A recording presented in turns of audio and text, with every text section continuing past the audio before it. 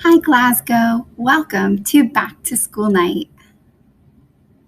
If you need any translations, please use this slide to find the YouTube translations.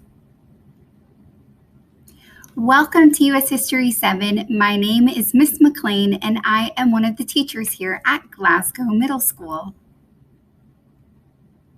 This will be my 7th year teaching, my 6th year here at Glasgow. I graduated from Millersville University with a degree in social studies education and have my master's in special educational needs from Liverpool Hope University.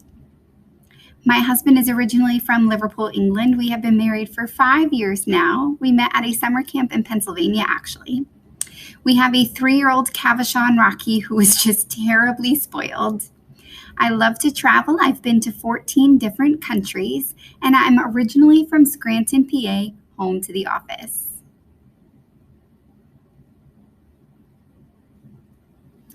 When learning history, I believe that students learn best when they are engaged, prepared, committed, and making connections to what is going on today.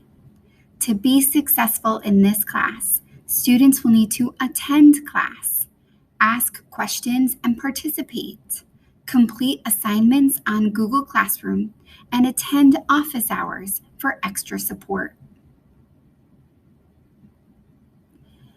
When it comes to curriculum, students will be learning everything after the Civil War. So we are already in our Reconstruction unit. We will work our way towards World War I and World War II, which I know are popular topics in this class. And we will wrap up the school year talking about civil rights and globalization, really everything from 1865 to today. When it comes to grading and assessments, you will notice that there are several different ways your student will be graded. Across Glasgow, classes use formative assessments or checks for understanding as a grade. In History 7, your student will not be graded on any formative assessments. Instead, students will only be graded on their summative assessments, which is the tests on what their content and skills that they have learned. You can use feedback on the report card to see how your student is doing in terms of behaving and completing their work, like asynchronous work on Mondays. The way that U.S. History 7 is a little bit different from years past is that we do not test your student on everything they can remember about history. Instead, we test them on a skill.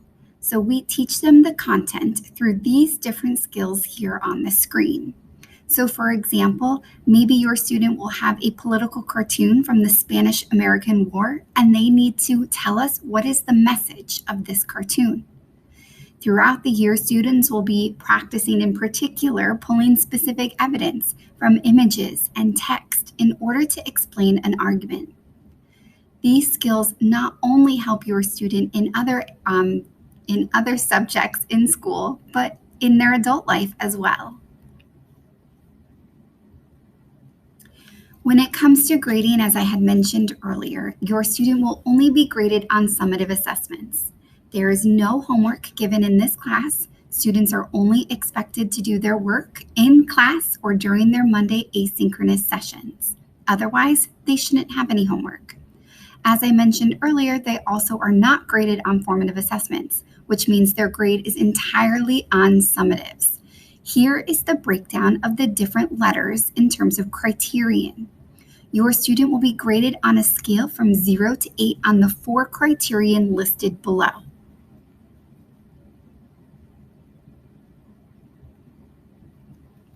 When it comes to retakes, retakes will be offered to any student who scores a 7 or below, and will be strongly encouraged to any student who scores a 3 or below.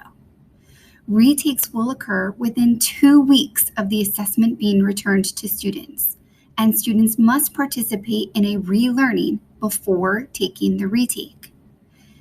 If a student decides to take a retake, they are still eligible to get the highest mark, an 8. Please note that during this virtual learning, our retakes will happen during office hours, and students will be able to sign up to do that. When it comes to teacher support, you can find everything you need on Blackboard 24/7. My office hours, syllabus, contact information, and the weekly grid can all be found there for you. We will be using Google Classroom every single day, and so all of this information is also found on Google Classroom for your student to find easily. The weekly grids will also be used to help you and your student monitor whether they are completing all of the work that they need.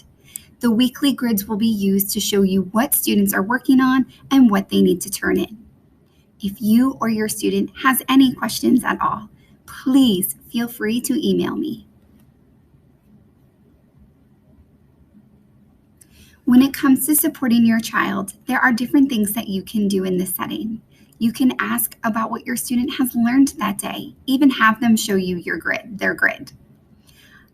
In History 7, we don't give homework, but you are still able to ask your student, what did you learn today? What are some things that you did? Talk to me about this skill that you practiced today, and talk them through what they've learned. If possible, find a quiet place to work. And tell me, how does your child learn best? In terms of supplies, there aren't many that your student needs, regardless if it's virtual or in person.